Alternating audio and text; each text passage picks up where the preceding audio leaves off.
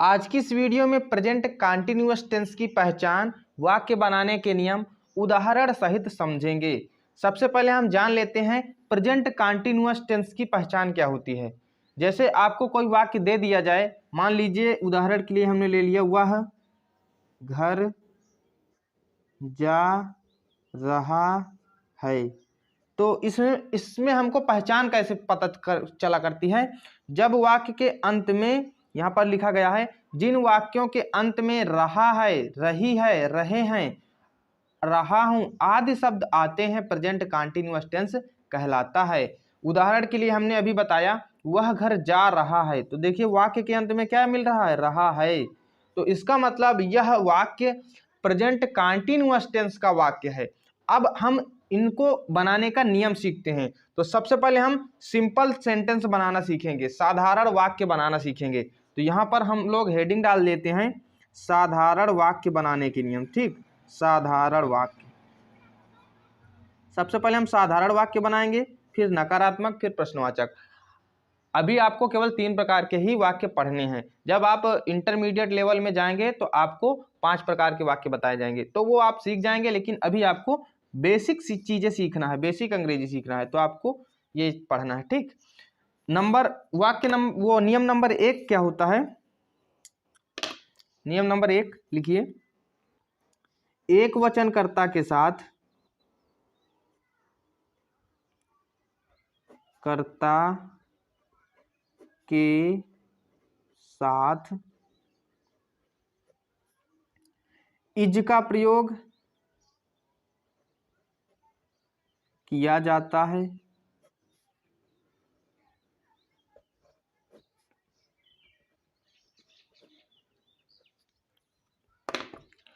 दूसरा वाक्य बनाने का नियम,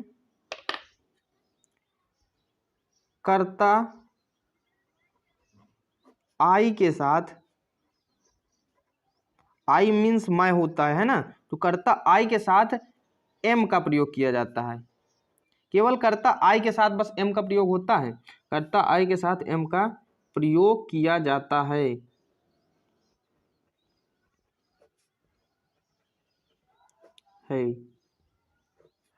और तीसरा नियम क्या होता है, बहुवचनकर्ता के साथ कर्ता के साथ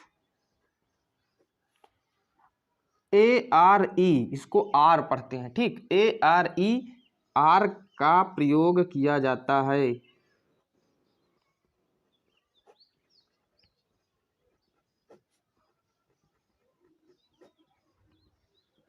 और एक नियम और होता है, उसको भी आप लोग ध्यान से समझिए, ये मेन नियम होता है। चौथा नियम जो होता है, ये सबसे मेन नियम होता है। मुख्य क्रिया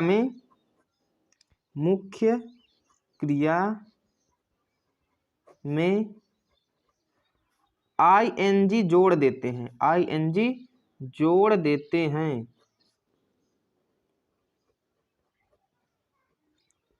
ये नियम आपको याद रखना है। ठीक, हमने आपको 4 नियम बनाए साधारण वाक्य बनाने के नियम में से। पहला नियम है, एक वचनकर्ता के साथ इज का प्रयोग किया जाता है, कर्ता आई के साथ एम का प्रयोग किया जाता है, बहुवचनकर्ता के साथ आर का प्रयोग किया जाता है, मुख्य क्रिया में आई एन जी जोड़ देते हैं।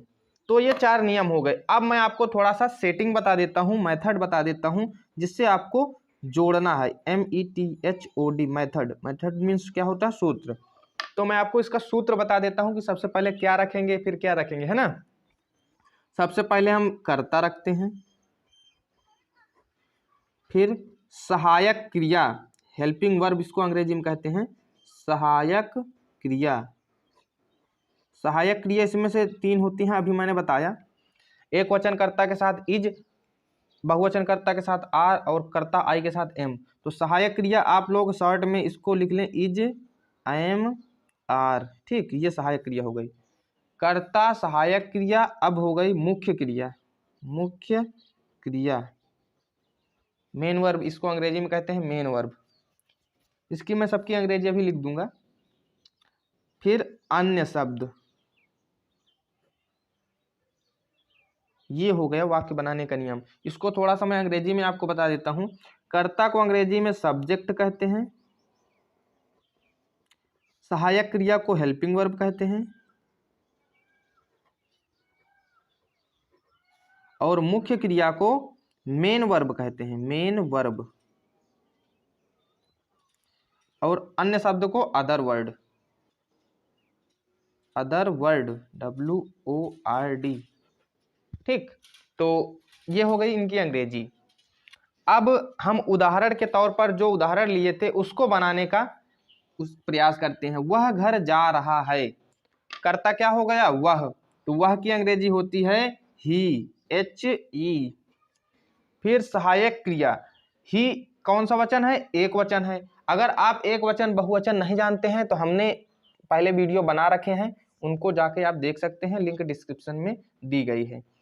वह की अंग्रेजी हो गई ही, और वह एक वचन है तो इसके साथ इज लग जाएगा, helping verb, is, helping verb का मतलब सहायक क्रिया। ठीक, और अब क्या आ जाएगा तीसरे नंबर पर? मुख्य क्रिया। मुख्य क्रिया काम क्या किया जा रहा है इसमें? जाने का काम किया जा रहा है, तो जो काम किया जाता है उसको मुख्य क्रिया कहते हैं। तो ये जा रहा है तो मुख्य क्रिया हो गई जाना। जाना की अंग्रेजी क्या होती है? गो। अब इसके साथ जो है यहाँ पर हमने अभी आपको थोड़ा सा गलत बता दिया, यहाँ पर मुख्य क्रिया में ING भी जोड़ देना है। ठीक, हमने इसमें तो लिखाया था लेकिन मेथड में नहीं बताया है ना। तो इसमें जो है ING हर एक उसके साथ जुड़ेगा, जरूरी नहीं कि आप एक वचन हो या बहुवचन हो, सबके साथ ING मुख्य क्रिया में जरूर जोड़ेंगे। चौथा नियम हमने बताया था, बहुत इंपॉर्टेंट नियम है। फिर अन्य शब्द क्या है? घर, तो ही इज गोइंग, अब घर की अंग्रेजी क्या होती है? Home, HOME, full stop. ये हो गया वाक्य बनाने का नियम। अब हम 4-5 उदाहरण और बताते हैं जिसमें से एक वचन, बहुवचन और कर्ता मैं आई वाले सभी बता देंगे। ठीक, पहला उदाहरण दिया गया है, तुम किताब पढ़ रहे हो। पहले हम सेटिंग में पहुंचेंगे। सेटिंग में क्या दिया गया है? सब्जेक्ट। सब्जेक्ट इसमें क्या दिया गया है? तुम, तो तुम की अंग्रेजी हो गई YOU। इसके बाद हेल्पिंग वर्ब, सहायक क्रिया। सहायक क्रिया क्या दी गई है? तुम के साथ क्या लगेगा? आर, तुम बहुवचन में आता है तो आर लग गया। फिर इसके बाद मुख्य क्रिया। मुख्य क्रिया क्या है? पढ़ना, तो पढ़ना की अंग्रेजी क्या होती है? Read, READ। और चौथा नियम अभी हमने बताया था, ING जरूर जोड़ देते हैं मुख्य क्रिया में, तो ING जोड़ दिए, यू आर रीडिंग। अन्य शब्द क्या बच रहा है? किताब, तो book, BOOK, you are reading book, है ना। बिल्कुल आसान तरीका। और अगर आप हिंदी मीडियम के स्टूडेंट्स हैं तो हमारे चैनल को सब्सक्राइब जरूर कर लें, क्योंकि विशेषकर ये हिंदी मीडियम वालों के लिए हम ये क्लास स्टार्ट किए हैं। ठीक, अब दूसरा वाक्य दिया गया है, हम खेल रहे हैं। हम की अंग्रेजी वी। अब आ जाएगा सहायक क्रिया क्या? RARE। फिर खेलना की अंग्रेजी प्ले, PLAY, और इसमें ING जरूर जोड़ देंगे। मुख्य क्रिया में ING हर बार जोड़ देते हैं, है ना। यहाँ पर अब कोई अन्य शब्द नहीं है तो यहाँ पर full stop, we are playing. तीसरा उदाहरण दिया गया है, मोहन विद्यालय जा रहा है। सबसे पहले हम मोहन की अंग्रेजी लिखेंगे MOHAN। इसके बाद एक वचन है मोहन तो इज। फिर जाना की अंग्रेजी गो, और मुख्य क्रिया में ING ये जरूर जोड़ देना है इस वाक्य में। ठीक, ये रहा है, जितने भी रहे हैं, रहा हूं, ऐसे वाक्य होते हैं, इनमें ING जरूर जोड़ना है। इसके बाद यहाँ पर अन्य शब्द में क्या बच रहा है? विद्यालय, तो विद्यालय की अंग्रेजी होती है स्कूल, SCHOOL। इसके बाद फुल स्टॉप। अब यहाँ पर थोड़ा सा आपको याद रखना है, जब कहीं गो या गोइंग आ जाए तो उसके बाद में टू का प्रयोग कर दिया जाता है। केवल गो के साथ most of the cases to का प्रयोग किया जाता है। बस आपको केवल घर जाने में टू का प्रयोग नहीं लिखना है, नहीं तो सब में टू का प्रयोग लिख देना है गो के बाद। ठीक, तो Mohan is going to school, ये हो गया तीसरा वाक्य। अब चौथा वाक्य, मैं खाना खा रहा हूँ। मैं की अंग्रेजी हो गई आई, सहायक क्रिया लगेगी एम। मैंने बताया था पहले दूसरे नियम में कि ये दो मैं कर्ता के साथ एम का प्रयोग और बहुवचन कर्ता के साथ आर का प्रयोग है ना। तो मैं खाना खा रहा हूँ, आई एम। अब इसके बाद खाना खाना का है मैंने होता है ईट, फिर आईएनजी जोड़ दीजिए ईटिंग। ये जो खाना होता है इसको कहते हैं फूड, FOOD। ये खाना दूसरा मतलब भोजन करना क्रिया हो गई, और ये खाना जो थाली में परोसा जाता है ना।